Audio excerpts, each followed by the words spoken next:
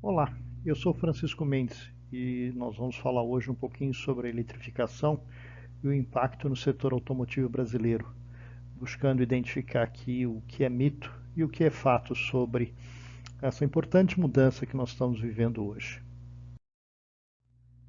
Recentemente, a Anfávia divulgou um estudo sobre a descarbonização no Brasil, apresentando como base um estudo do Boston Consulting Group. O Boston vem acompanhando o processo de eletrificação no mundo todo e de tempos em tempos ele revê as suas projeções. E na mais recente projeção, ele subiu bastante a expectativa com relação à venda de automóveis novos que serão puro bateria. Né? A previsão anterior era de 11% para 2025 e essa projeção já subiu para 20%. Em 2035, a previsão anterior era de 40% e agora subiu para 59%. Ou seja, a aceleração ela está sendo muito rápida, muito intensa e o Brasil está ficando um pouquinho para trás nessa história. A eletrificação não é um fenômeno local, ela é resultado de forças globais. Nós temos a União Europeia muito forte no processo regulatório. Recentemente, o Parlamento Europeu aprovou a primeira etapa para tornar lei o banimento de vendas de veículos de combustão interna após 2035. Nos Estados Unidos, o governo americano está anunciando investimentos em infraestrutura para veículos elétricos da ordem de trilhões de dólares, tanto no investimento em pesquisa e desenvolvimento de baterias, implantação de fábricas, como também na infraestrutura de recarga rápida. E a China, que é o motor, o grande motor da eletrificação, já em 2021 vendeu mais de 3 milhões de carros elétricos, quase todos eles puro bateria. A previsão para este ano, apesar da paralisação que houve em Xangai aí durante quase 2 meses, é de mais de 5 milhões. No setor de duas rodas, scooters e motocicletas, 13 milhões em 2021 e 13 milhões de scooters e motocicletas mesmo, porque se for somar tudo que é eletrificado em cima de duas rodas, esse número passa de 30, 40 milhões.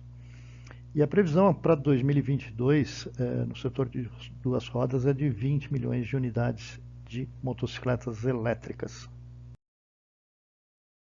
Sempre que se discute o Brasil, são colocadas barreiras. Tá? Uma delas é a infraestrutura de recarga, as distâncias geográficas que precisam ser percorridas, o tempo de recarga, a própria geração e transmissão de energia elétrica. Nós temos um déficit constante na geração de energia elétrica, e é verdade, e a falta de recursos para investimento. E os incentivos para produção e consumo, embora eles existam na produção, no consumo eles são zero praticamente.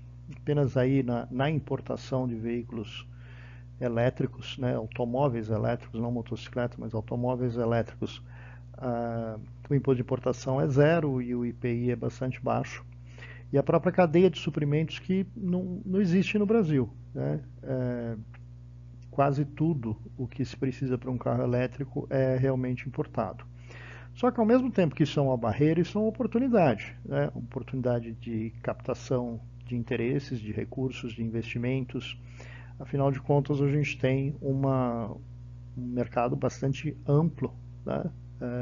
Não atualmente, mas potencialmente a gente tem um mercado aí bastante interessante.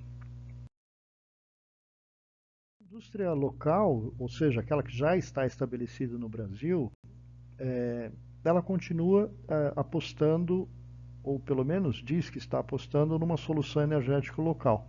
Principalmente a questão ligada ao biocombustível, né, etanol e biodiesel, o fato de que é uma verdade a matriz energética veicular brasileira é das mais limpas no mundo, 27% dela é de fontes renováveis, e a questão de que um híbrido elétrico etanol, elétrico biodiesel poderia ser uma solução local, porque dispensaria a infraestrutura de recarga para os veículos elétricos a bateria. A única questão que precisa ser lembrada é que isso é um projeto quase exclusivo para o mercado brasileiro. E a indústria global, ela está está com investimentos voltados exclusivamente para os elétricos a bateria. Então é bastante difícil a gente imaginar que se realmente se leve em consideração, dado o tamanho do mercado brasileiro hoje, um projeto que seja basicamente aqui para o Brasil. Os argumentos da indústria, eles são verdadeiros. O Brasil é o oitavo maior produtor mundial de automóveis comerciais leves, é o quarto maior produtor mundial de caminhões, é o oitavo maior produtor mundial de motocicletas. Isso é uma verdade. Mas também é verdade que todo esse processo não responde por muito mais do que 3% da produção global. Então, quando a gente pensa que é uma indústria, ela é uma indústria transnacional, onde os grandes mercados estão na China, estão na Europa e estão nos Estados Unidos, e esses mercados estão indo para o elétrico a bateria, é difícil acreditar que haja um espaço de investimento para um projeto que seja exclusivamente voltado para o país. O fato mais relevante é que não é possível manter uma indústria local dissociada dos maiores mercados globais. Nós vamos ter tanto a pressão das matrizes, né, em manter investimentos, ou faz isso e muda para o elétrico, ou vai ficar extremamente defasada em relação ao resto do mundo, e hoje isso já não é uma equação que funciona muito bem no mercado globalizado. E não tem muito espaço para fugir dessa verdade que é a força que vem de fora mudando para o elétrico. As mudanças na indústria, sem dúvida nenhuma, vão gerar reflexo na distribuição. Quando a gente fala de vendas de veículos novos, muitas montadoras estão separando os negócios elétricos de combustão. Muitas anunciam que a gente pode chamar aí de um modelo Tesla, né, um estabelecimento de novos contratos de concessão, e o controle de venda muito forte pela montadora. Já é bastante intenso aqui no Brasil, dado o grande volume que a gente tem de venda direta, mas a proposta que muitas montadoras estão apresentando, inclusive a Ford, o próprio presidente da Ford, apresentou isso como sendo um dos projetos que ele está tocando, é um novo modelo de concessionário, um novo modelo de relação de consumo, sem estoque, com venda direta, com uma remuneração exclusivamente por comissão.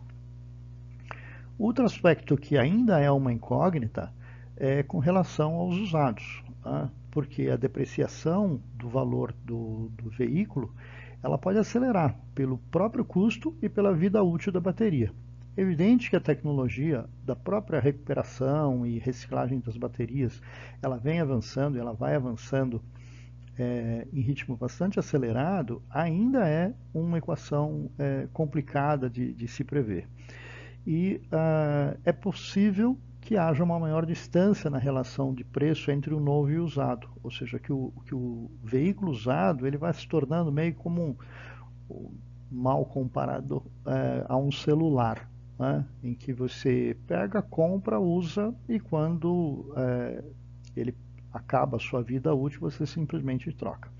Isso evidentemente tem que ser revisto numa equação de preços, né? Porque isso pode encolher bastante o próprio mercado global. Mas pode gerar um fator interessante que é uma maior frequência de troca, a velocidade de troca do veículo novo. Talvez um impacto muito mais importante quando a gente pensa na lucratividade do negócio, na própria sustentação de longo prazo do negócio, são os reflexos no pós-venda. Quando a gente olha para as revisões programadas nos veículos elétricos, praticamente não existem. A ocorrência é muito baixa, então isso provoca uma redução muito drástica no número de passagens, e essas passagens elas provocam um efeito de retração nas oportunidades de upselling. Ou seja, aqueles serviços que eram ofertados quando o cliente voltava para a revisão, o cliente não volta mais. Então você não tem mais a oportunidade de fazer esse processo. Um grande número de serviços nos veículos elétricos são buy-air. E muitos deles são feitos direto pela montadora, sem a interferência da concessionária. Então, o pós-venda, nesse aspecto das revisões, ele fica bastante prejudicado. E, evidentemente, com isso, a venda de peças, porque o número de peças é muito menor, portanto, vai ter um baixo índice de reposição. O grande componente do carro passa a ser a bateria, mas o próprio custo vai restringir essas trocas, né?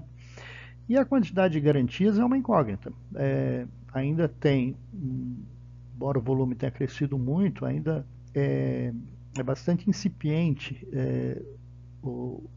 a detecção dos processos de garantia derivados que ocorrem no veículo elétrico, né? O exemplo mais claro que a gente tem, que já está há mais tempo no mercado, que é o caso da Tesla, ela teve nos Estados Unidos 19 processos de recall, mais de 50% deles foram resolvidos by air, ou seja, sem sequer o cliente ir até a concessionária, né?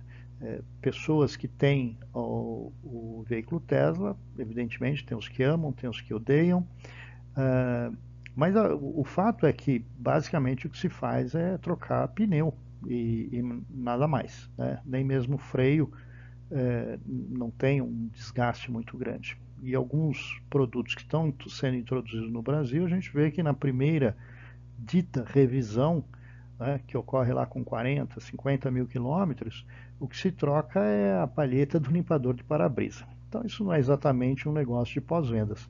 E esse impacto em termos de resultado vai ser bastante importante. O que se pode realmente definir como um fato é que em muito pouco tempo nós vamos ter um novo modelo de negócio. E como seria esse novo modelo de negócio?